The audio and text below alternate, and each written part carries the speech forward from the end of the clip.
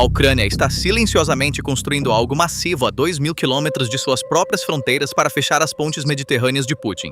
E o que está erguendo é uma plataforma de lançamento massiva projetada para cortar a conexão final que alimenta a máquina de guerra de Putin. Por anos, Putin tem alimentado a guerra através de sua frota sombria pelo Mar Negro, o Báltico e o Mediterrâneo. Mas agora o Mar Negro é o campo de caça da Ucrânia. Os portos do Báltico estão paralisados por ataques de drones, e os mares do norte estão sob bloqueio dos Estados Unidos e do Reino Unido. Restava apenas um corredor seguro para a enorme frota fantasma de 1.300 navios de Putin, a rota que se estende do Mediterrâneo ao Canal de Suez. Agora a Ucrânia está se unindo à Líbia para fechar este último corredor também. Kiev não está mais apenas defendendo seu próprio território, está mirando nas linhas vitais, rotas comerciais e na espinha dorsal logística que alimentam a economia de guerra da Rússia em escala global. E a Líbia serve como plataforma de lançamento para essa estratégia. Agora vamos analisar cada camada dessa operação, desde as bases até os ataques, desde a estrutura da frota fantasma até as opções cada vez menores de Moscou, uma por uma. De acordo com uma investigação especial da emissora francesa RFI, datada de 2 de abril de 2026, mais de 200 oficiais e especialistas ucranianos estão operando no oeste da Líbia com a aprovação do governo de Trípoli. Sob o acordo, a Ucrânia está fornecendo treinamento ao exército líbio, particularmente em operações com drones. É relatado que as provisões de longo prazo incluem cooperação em armamentos e investimento no setor energético da Líbia. Pessoal ucraniano está atualmente implantado em 3 locais diferentes no oeste da Líbia. A primeira e principal base é a base aérea de Misrata. Aqui, os ucranianos estão operando ao lado das forças turcas, italianas, do Africom dos Estados Unidos e de uma unidade de inteligência britânica. A segunda instalação fica perto de Melita, localizada ao lado de um dos maiores complexos de petróleo e gás natural da Líbia. Este local foi convertido em uma base de lançamento de drones totalmente equipada no outono de 2025. Pistas, infraestrutura de comunicação e acesso direto ao mar foram construídos. A instalação parece ser projetada tanto para drones aéreos quanto marítimos, particularmente o drone marítimo Magura V5 de fabricação ucraniana, conhecido por seu alcance superior a 450 km. A localização estratégica de Melita é notável. Situada a apenas 50 km de Trípoli, o acesso direto ao mar permite que drones sejam lançados da costa e alcancem o meio do mar Mediterrâneo. A terceira instalação está localizada na sede da 111ª Brigada, perto do aeroporto de Trípoli, e serve como um centro de coordenação entre especialistas ucranianos e unidades do exército do oeste da Líbia. Esta instalação parece estar mais focada no planejamento conjunto e compartilhamento de inteligência do que em operações de ataque direto. E esta infraestrutura já foi utilizada. O primeiro ataque ocorreu em 19 de dezembro de 2025. O petroleiro Kendal, navegando no Mediterrâneo, a 250 quilômetros da costa da Líbia, foi atingido por um drone naval. O drone foi relatado como tendo sido lançado de Misrata. Uma fonte do SBU confirmou o ataque ao Kyiv Independent, observando que a embarcação foi atingida a mais de 2.000 quilômetros de distância do território ucraniano. Este foi o primeiro ataque conhecido de drone naval ucraniano no Mediterrâneo. O segundo ataque foi muito mais severo. Em 4 de março de 2026, o Arctic Metagaz transportando GNL para Porto Said foi atingido por um Magura V5 lançado de Melita.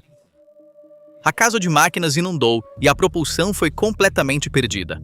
O navio à deriva descontroladamente até a costa de Malta.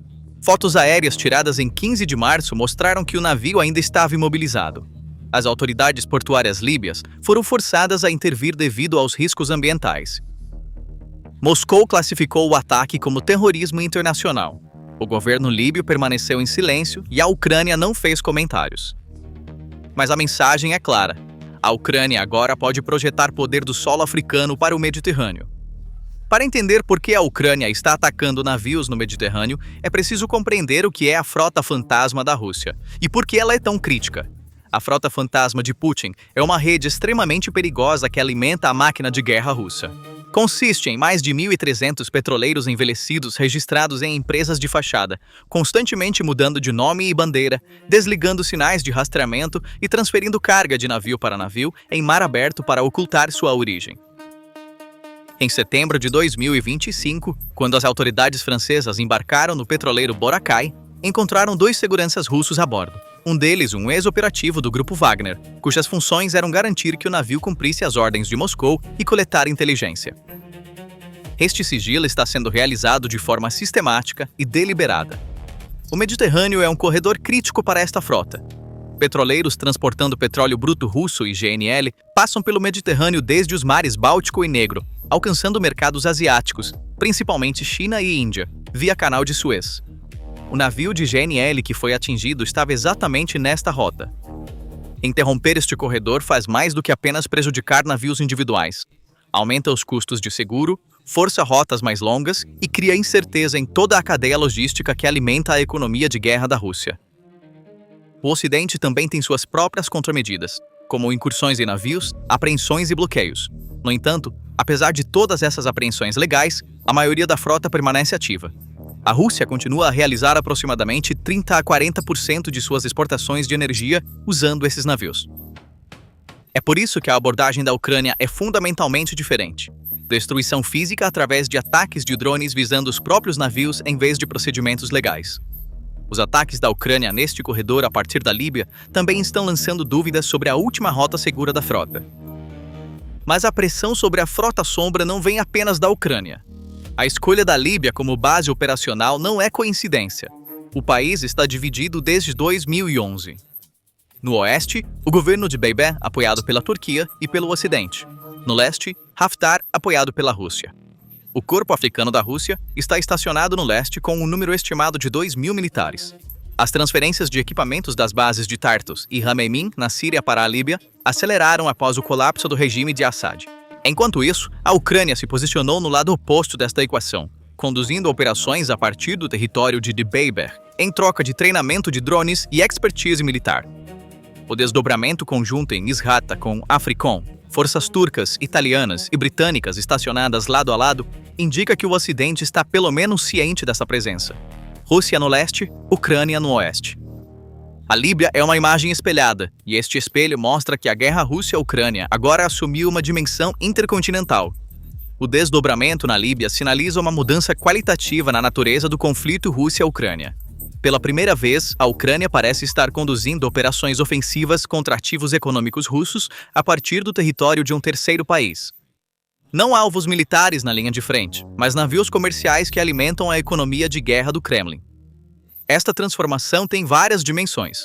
A primeira é a expansão geográfica. O alcance operacional da Ucrânia se estendeu do Mar Negro ao Mediterrâneo, mais de 2.000 quilômetros além de suas próprias fronteiras.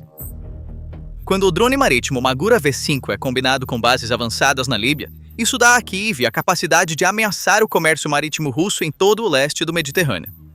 O aspecto mais crítico disso são as aproximações ao Canal de Suez, o estreito ponto de estrangulamento pelo qual o petróleo bruto russo e o gás natural liquefeito devem passar para alcançar os compradores asiáticos. Port Said, o alvo do navio de GNL, atingido enquanto estava em andamento, está localizado na entrada do Mediterrâneo do Canal de Suez. A capacidade de atingir navios que se aproximam deste ponto de trânsito transforma toda a rota de trânsito do leste do Mediterrâneo em águas contestadas para a logística energética da Rússia. Em segundo lugar está a guerra econômica. Cada ataque bem-sucedido aumenta os custos operacionais dos navios da frota fantasma. Os prêmios de seguro pelo risco de guerra no Mar Negro para os petroleiros russos já subiram para aproximadamente 1% do valor do navio. Ataques no Mediterrâneo poderiam espalhar aumentos semelhantes por uma geografia muito mais ampla. Se os operadores da frota fantasma enfrentarem ameaças de drones tanto no Mar Negro quanto no Mediterrâneo, a economia do modelo de evasão de sanções da Rússia pode ser significativamente perturbada. A declaração de Zelensky de que a pressão internacional coordenada já paralisou 20% da frota fantasma apoia essa tendência. Os ataques físicos da Ucrânia lançados a partir da Líbia adicionam uma nova e muito diferente dimensão a essa pressão. Terceiro, a dimensão africana. A presença da Ucrânia na Líbia não é um movimento isolado. Parece fazer parte de uma estratégia mais ampla destinada a contrabalançar a influência da Rússia em todo o continente. Através de seu corpo africano, Moscou expandiu sua presença na região do Sahel, Mali, Burkina Faso, Níger, assim como no Sudão e na República Centro-Africana. Nesses países, conselheiros militares russos e mercenários tornaram-se as forças de segurança dos regimes locais e, em troca, a Rússia obteve direitos de mineração, concessões de energia e acesso a bases estratégicas. O envolvimento militar da Ucrânia na Líbia pode ser interpretado como uma tentativa de desafiar a dominância russa na África usando capacidades assimétricas em vez de forças convencionais. Relatos de que Kiev estabeleceu contato com rebeldes em países do Sahel também sugerem que essa estratégia pode não se limitar à Líbia. Quarto, é o risco ambiental. As embarcações da Frota Fantasma geralmente operam como navios antigos, mal mantidos, sem seguro adequado ou certificações de segurança.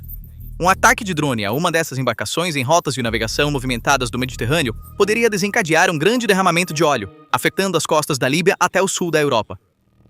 O descontrole do navio-tanque de GNL atingido até que as autoridades líbias intervissem destaca a linha tênue entre um ataque bem-sucedido e um desastre ambiental. Moscou reagiu duramente às revelações líbias, caracterizou o ataque como terrorismo internacional e culpou tanto a Ucrânia quanto a inteligência britânica. Meses antes da investigação da RFI, em outubro de 2025, Moscou já havia acusado o governo de Beibé de apoiar grupos ucranianos. A questão-chave é como a Rússia responderá. Moscou tem várias opções, mas nenhuma está isenta de complicações. O comando africano poderia pressionar Trípoli através das forças de Haftar, mas um ataque direto ao oeste da Líbia desencadearia um grande conflito com a Turquia e a OTAN.